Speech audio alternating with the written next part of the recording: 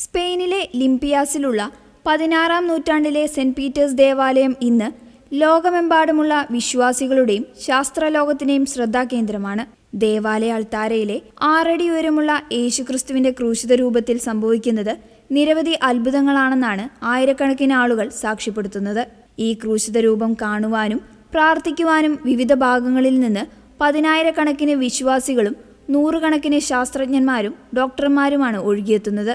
ഈ ക്രൂശിത രൂപത്തിന് 6 അടി ഉയരമാണുള്ളത്.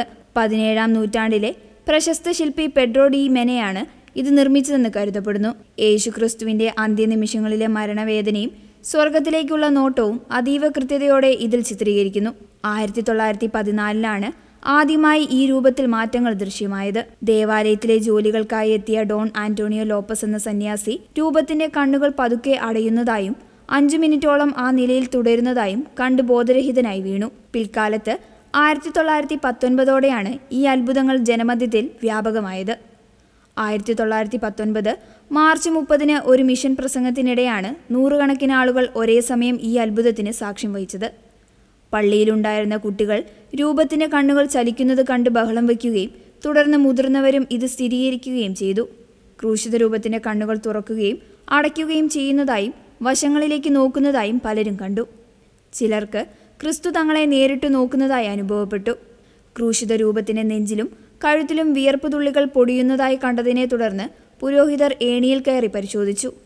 അവരുടെ വിരലുകൾ ദ്രാവകം കൊണ്ട് നനഞ്ഞതായി ജനക്കൂട്ടത്തിന് കാണിച്ചു കൊടുത്തു. കൂടാതെ മുൾക്കിരീടം തറച്ച ഭാഗങ്ങളിൽ നിന്ന് പുതിയ രക്തം വാർന്നൊലിക്കുന്നതായും ചിലർ കണ്ടു. വെറും കാഴ്ചഭ്രമമാണെന്ന് വിശ്വസിച്ചെത്തിയ പല ഡോക്ടർമാരും പിന്നീട് ഭയഭക്തിയോടെയാണ് മടങ്ങിയത്. യേശുവിന്റെ അന്ത്യനിമിഷങ്ങളിലെ മരണവെപ്രാളം ആ രൂപത്തിൽ പുനരാവിഷ്കരിക്കപ്പെടുന്നത് താൻ 2 മണിക്കൂറോളം നിരീക്ഷിച്ചതായി ഡോക്ടർ പൈനോ മരിയ രേഖപ്പെടുത്തി. ക്രൂശിത രൂപം ഒരു അസ്ഥികൂടം പോലെ മാറുന്നതായും പിന്നീട് പഴയപടിയാകുന്നതായും കണ്ട ഡോക്ടർ പെഡ്രോ ക്യൂസ്റ്റ ഭയന്ന് പള്ളിയിൽ നിന്ന് ഓടി രക്ഷപ്പെട്ടു. എന്റെ ദൈവശാസ്ത്ര ബിരുദത്തിലും അന്തസ്സിലും സത്യം ചെയ്യുന്നു, ഞാൻ കണ്ടത് അക്ഷരാർത്ഥത്തിൽ സത്യമാണെന്ന് അദ്ദേഹം പിന്നീട് പ്രസ്താവിച്ചു.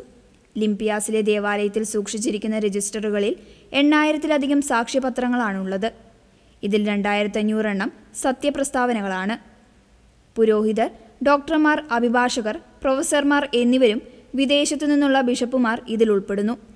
സംഭവങ്ങൾ നടന്ന 3 വർഷത്തിനുള്ളിൽ തന്നെ ബാരൻ എവാൾഡ് വോൺ ക്രിസ്റ്റ് ഇതിനെക്കുറിച്ച് വിശദമായ പുസ്തകം പ്രസിദ്ധീകരിച്ചിരുന്നു. 1920-ൽ സാന്താഡോറിലെ ബിഷപ്പ് ഇതിനെക്കുറിച്ച് കാനോനികമായി അന്വേഷണം നടത്തി. സഭ ഈ സംഭവങ്ങളെ ഗൗരവത്തോടെ കാണുകയും വിശ്വാസികൾക്ക് പാപപരിഹാരത്തിനായി പ്രത്യേക ദണ്ഡവിമോചനങ്ങൾ പ്രഖ്യാപിക്കാനാവശ്യമായ നടപടികൾ സ്വീകരിക്കുകയും ചെയ്തു.